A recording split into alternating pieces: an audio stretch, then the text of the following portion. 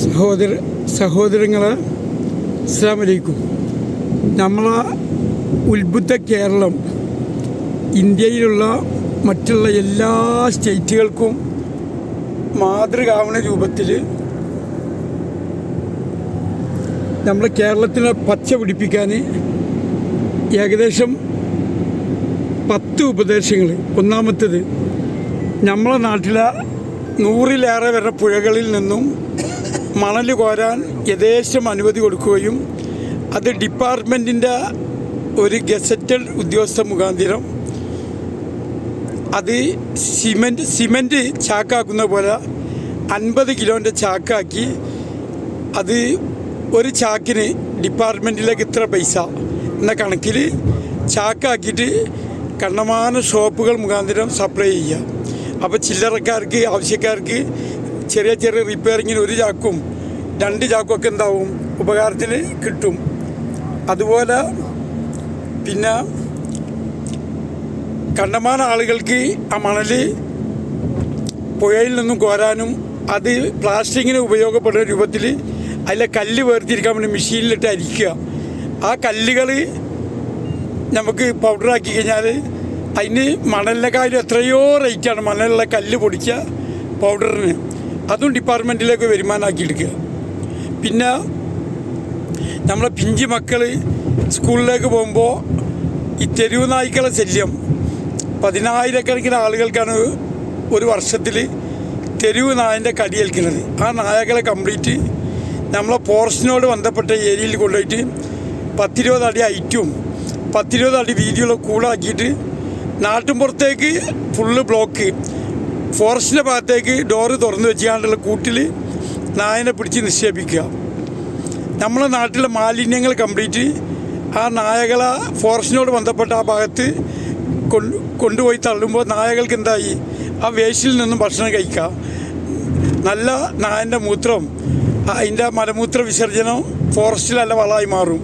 പിന്നെ ലോകത്ത് വെച്ച് പുലി, കടുവ ഇവർക്ക് ഏറ്റവും ഇഷ്ടപ്പെട്ട ഭക്ഷണം നായൻ്റെ ഭക്ഷണമാണ്. കാരണം പുലിയൊക്കെ നാട്ടിൻപുറത്ത് ഇറങ്ങിയ നായനെ തിന്നാനാണ്, ആടിനെ നായനെയൊക്കെ തിന്നാൻ. അപ്പോൾ ഈ ഫോറസ്റ്റിലേക്ക് കയറുന്ന നായകളെ യഥേഷ്ടം ആര് തിന്നോളും? കടുവയും പുലിയൊക്കെ തിന്നോളും. അപ്പോൾ നമ്മളെ കാട്ടുമൃഗങ്ങൾക്ക് തിന്നാൻ നല്ല ഭക്ഷണം കിട്ടി, കല്യാണത്തിന് ബിരിയാണി കിട്ടുന്ന പോലെ അവർക്ക് ഇഷ്ടപ്പെട്ട ഭക്ഷണം കിട്ടി. നായനെ നമ്മളെ കയ്യേറ്റ് കൊല്ലും വേണ്ട. ഇപ്പോൾ സുപ്രീം കോടതിൻ്റെ ഓർഡറൊക്കെ ഉണ്ടല്ലോ നായനെ കൊല്ലാനും. അത് നമ്മളെ കയ്യേറ്റ് കൊന്ന പാപം നമ്മൾ ഏറ്റ് എടുക്കേണ്ട. അതെന്ത് ചെയ്തോളും? അത് കടുവയും പുലിയും തിന്ന് തീർത്തോളും. അല്ലാത്തതൊക്കെ ഫോറസ്റ്റിൽ അലഞ്ഞ് തിരിഞ്ഞ് നടക്കുമ്പോൾ നമ്മളെ നാട്ടിലെ മക്കൾക്ക് എന്ത് വരില്ല? യാതൊരു ശല്യം വരില്ല. പിന്നെ മൂന്നാമത്തെ അഭിപ്രായം, നമ്മളെ നാട്ടിൽ ഉള്ള മറ്റേ ഈ ഫൈബറിൻ്റെ ബോക്സിൽ കറ്റാർവാഴ, ചെടിമുരിങ്ങ, കറിവേപ്പിൻ്റെ ഇല, ചപ്പ്, പൊതീന, ചെമ്പരത്തിപ്പൂവ് അങ്ങനെയുള്ള 1000-കണക്കിന് ആയുർവേദ പ്രാധാന്യമുള്ള കുറ്റിച്ചെടികൾ വളർത്തുക. അത് ഫൈബർ ബോക്സുകൾ വാർപ്പിൻ്റെ മുകളിൽ വെച്ചാൽ സൂര്യപ്രകാശത്തിൽ വാർപ്പിന് ചൂടേൽക്കില്ല. 1000-കണക്കിന് ടണ്ണ് ആയുർവേദ ചെടികളും അതിൻ്റെ പൂക്കളും അതിൻ്റെ കായ്കളും അതിൻ്റെ ലീഫും വീട്ടിൽ നിന്ന് ഈ കുടുംബശ്രീ ഹരിതകർമ്മസേന മുഖാന്തരം ശേഖരിച്ച് നമ്മളെ നാട്ടിൽ 10 വീടിന് ഒരു വീടിനുള്ള കണക്കിൽ മിഷനറി വെച്ച് അത് പൗഡറാക്കി വിദേശ മാർക്കറ്റിലേക്ക് കയറ്റുമതി ചെയ്യുക. നമ്മളെ കുറുന്തോട്ടിയും അതുപോലെ തൊട്ടാവാടി, കറ്റാർവാഴ, ചെമ്പരത്തിപ്പൂവ്, മാവിൻ്റെ ഇലയിൽ നിന്നാണ് നല്ല നാച്ചുറൽ പൽപ്പൊടികളൊക്കെ ഉണ്ടാക്കുന്നത്. അതുപോലെ കരിഞ്ചീരകം, ലോകത്ത് വെച്ച് ഏറ്റവും നല്ല മരുന്നായിട്ടുള്ള കരിഞ്ചീരകം നമ്മളെ വീട്ടിലെ മെഷീനിൽ വെച്ച് പൊടിക്കുക.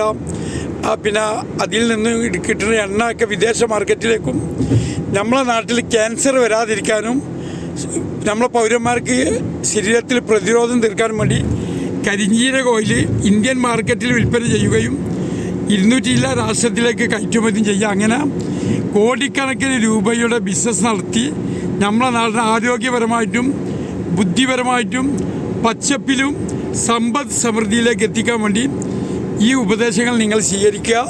വോയിസ് നീണ്ടു പോണ കൊണ്ട് ബാക്കി അടുത്ത വീഡിയോയിൽ പറയാം. എൻ്റെ number 93 49 10 10 36 C Hamsa Pakara Malappuram district Kerala India RLM അഥവാ Rashtriya Lok Morcha state vice president Shri കുടുംബം ചെയർമാൻ. കുടുംബശ്രീക്ക് പകരം കുടുംബശ്രീ പറഞ്ഞ പെണ്ണുങ്ങളെ കൂട്ടായ്മയും അതിന് പകരം ശ്രീ കുടുംബം എന്ന് പറഞ്ഞാൽ ആണുങ്ങളെ കൂട്ടായ്മ ഉണ്ടാക്കുക. ഓക്കെ, അസ്സലാമു അലൈക്കും.